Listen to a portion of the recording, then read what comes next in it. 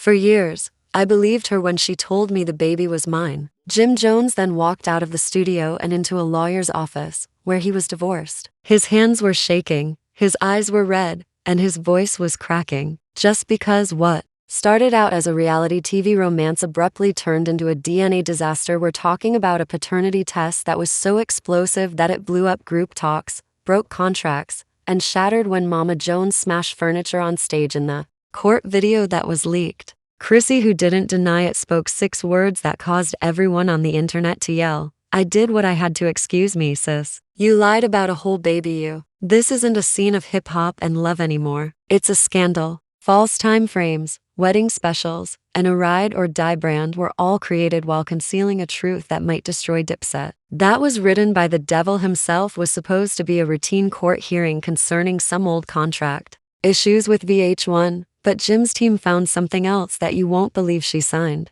Let's reveal everything. Chrissy was already at the table when Jim Jones arrived with the wrapped parcel, a lawyer, and the "I'm done" attitude. This mess is just getting started. So there was nothing really serious, just papers and silence. Looking through her phone as though it were just another Thursday, but when she looked up and saw the packet in his hand, which contained the results of a DNA test that would literally not symbolic light, the Mama Jones had to be evacuated from the burning courthouse after shattering a display screen and shouting, "I told y'all she was lying." According to court insiders, there was a private acquired paternity test in that mail. It wasn't done by a hospital or VH1, and Jim had vanished from society. The test wasn't just for the child Chrissy claimed was theirs. It was also connected to a second child that Chrissy said was theirs, stated that Jim had passed away while still in the womb. However, the twist is that the second child is still alive and breathing, and Jim hasn't been the father of either for years. Chrissy recounted the same fairy tale about how she and Jim were working together. The internet went viral shortly after she was accused of paying a clinic employee and fabricating DNA paperwork to maintain a two-family deception behind closed doors while they were working things out and taking their time building an off-camera future. Mama Jones was right when Chrissy's lie about a free Jim was revealed, but the real bomb came when Chrissy's voicemail to her former publicist was played. If the second test results in a negative stall, this is exactly what she said. "I just need until the reunion airs, so tell him that the lab lost it," or something she writes on a gossip website. "What you're doing, girl, is preventing a man from learning the truth about a baby so you can get one more check out of a reunion." According to Jim's legal team, they have found discrepancies in the translation of historical data, Chrissy, but this is not emotional manipulation. Rather, it is brand-level sabotage. According to a friend of Jim's, she falsified birth certificates and recycled old ultrasound footage to convince Jim that everything was real. "I always wondered why she never let me come to the appointments," said Chrissy. "Was compelling when she said, 'I want one thing that's just for me or you.'" Jim trusted her because, let's be honest, he's not the easiest man to love, even if he'll confess it. However, loyalty was the one. Jim was upset to hear this since he never disguised it. According to Courtroom reporters, Jim was unable to even look at Chrissy when the judge questioned, "Mr. Jones, do you choose to proceed with filing for legal separation based on this new evidence?" He merely nodded, and Chrissy crossed her legs, folded her arms, and said, "What?" without blinking, crying, or even shifting in her seat. It was never about the kid. According to rumors, Chrissy had a similar experience. What does it even mean to survive a fake romantic reality show or fantasy life based on bogus test findings? That would always annoy Jim. This wasn't even her first time pulling a practical joke like this. In 2011, a pregnancy issue that ultimately turned out to be a part of a larger production conflict, so Mona needed something to anchor the conclusion when Jim was ready to leave. And she said she knew exactly when to remove the pregnancy card when the ratings fell, or maybe you, since Chrissy allegedly did it for years. According to sources, Jim was genuinely devastated by the DNA fraud that was published against him. Jim's shame and sense of being used as a prop in someone else's legacy building process are now partially accessible because of a leaked screenshot that showed that he has requested the complete severance of any reality show-related intentional deception and reputational sabotage, as well as the immediate termination of all cooperative commercial activities, because these actions cause emotional harm. As if things couldn't get much messier, a new character suddenly appeared. Yes, The former Cameron's attorney gave the judge a sealed folder that contained further paternity-related films. Simply put, the video, which court sources say was taken in 2018, shows Chrissy and Cameron. This timeline right before the court recessed proves that the sibling who everyone thought was no longer in the picture had never left.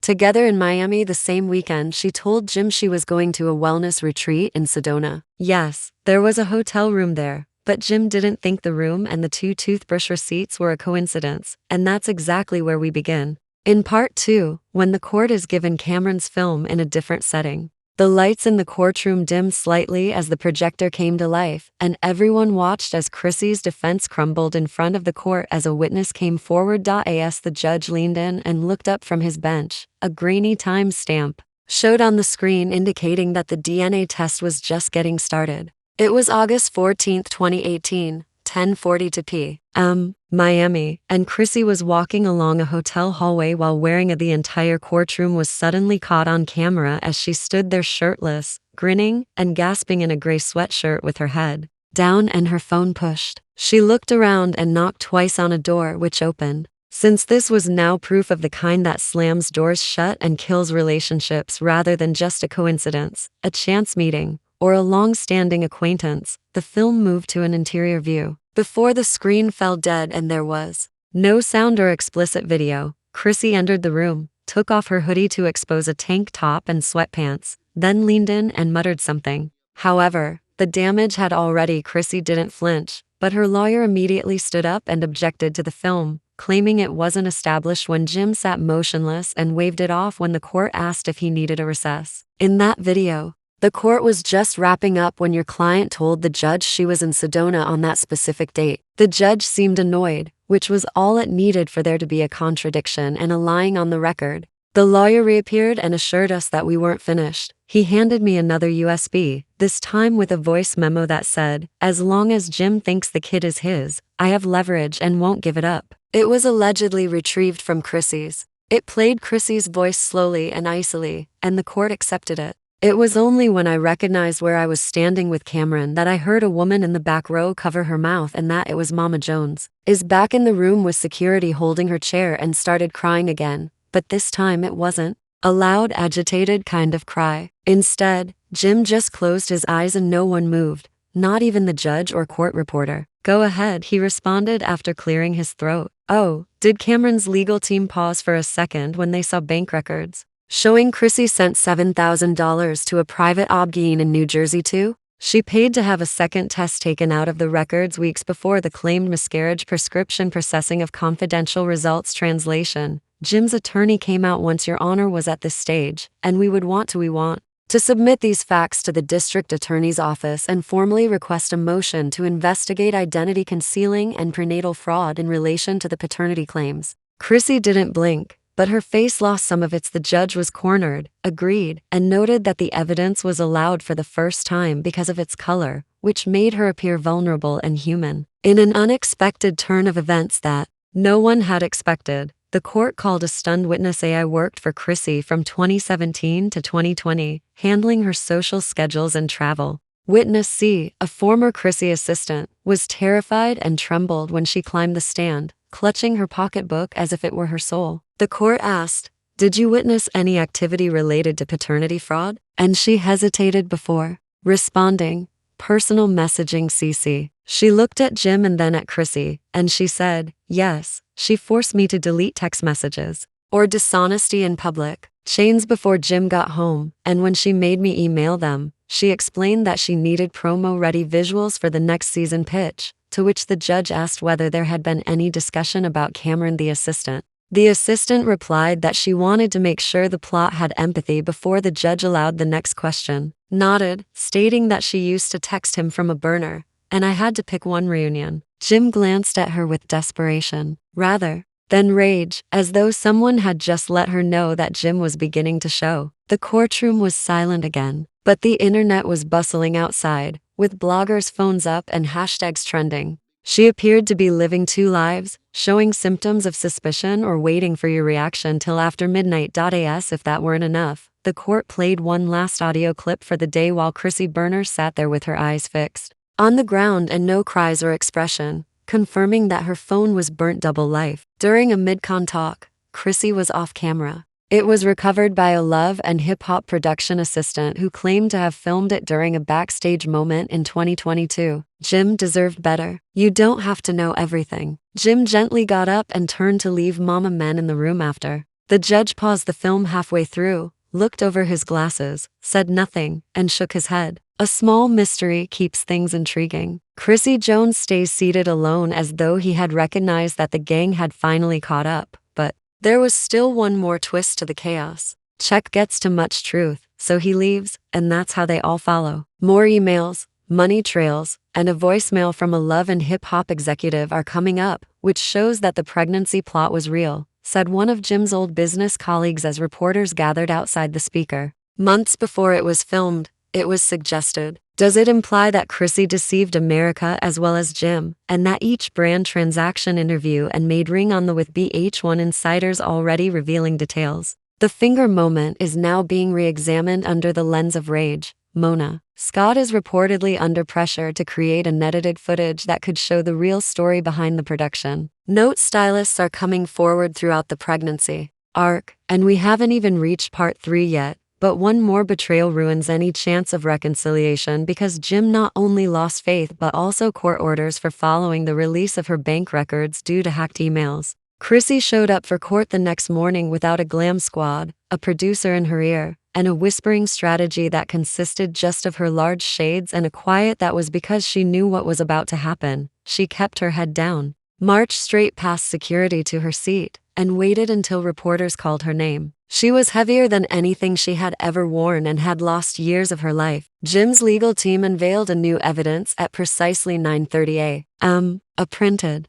chain of internal emails between Chrissy and a fired VH1 executive with the subject line dictating Jim's storyline. Chrissy's statement at the bottom of one thread caused the judge to raise an eyebrow. Let's lock in the pregnancy scare for episode 3 to buy me some time before I have to explain the Miami vacation game. Mainin, could you please verify that? This is your message? After pausing, Chrissy answered, Yes, Your Honor, I sent that. Even her own attorney seemed surprised. Everyone in the courtroom could see that Chrissy had fully shifted from being a reality star to the antagonist in her own Jim. He sat there silently throughout the series, and the courtroom didn't have to gasp. As though the suffering had gone and this was all business. They watched in silence and occasionally drank water. But the last piece of proof, an authorized, time-stamped iCloud voice note from Christy dated a year ago, was brought in by a court technician as the last piece of proof that, if Jim ever finds out about Cam, he won't pass because of the recording she heard speaking to someone on speaker.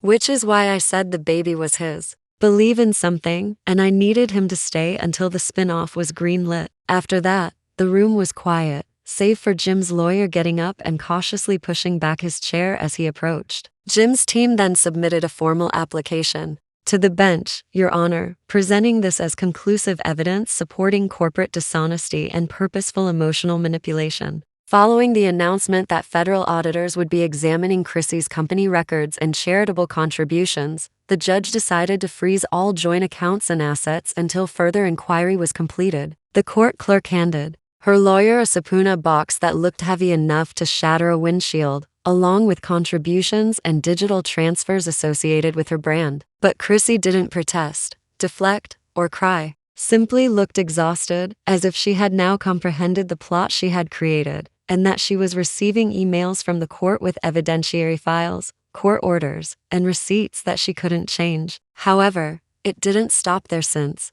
Outside of the court's Instagram, sites that had supported Chrissy like a pack of wolves were tearing apart her entire public persona. They were altering the captions that Chrissy changed to, Chrissy played us all, and talking about filled with side-by-side comparisons of instances in which Chrissy feigned tears over the pregnancy, but the timing spoke a different story. The most ridiculous part was when a VH1 internal chat was released and revealed she assured that the producer's jokes about pregnancy arcs weren't only treachery, but rather a production-wide performance orchestrated for lies-driven views and funded with emotional money that Jim never gave his assent for. Do you have anything else to say before we wrap up today's hearing? The judge said, turning to Jim, who finally got up, moved to the middle of the room, and took a moment to think. to spend. They gave us ratings and treated us like infants, which is the deal. He took a long breath before saying, I just want peace. I want my time back, not retribution. I want the right telling of my tale. And he departed without turning around or making any noise, just a guy rising from the ashes of a life that never existed. But Chrissy wasn't done when the court hearing began. Ended with the same individual who was her advocate for the voicemail leaks that were found disclosed on her behalf. The statement said, Chrissy understands the damage done to her feelings while trying to don't watch TV and focus on rebuilding in private.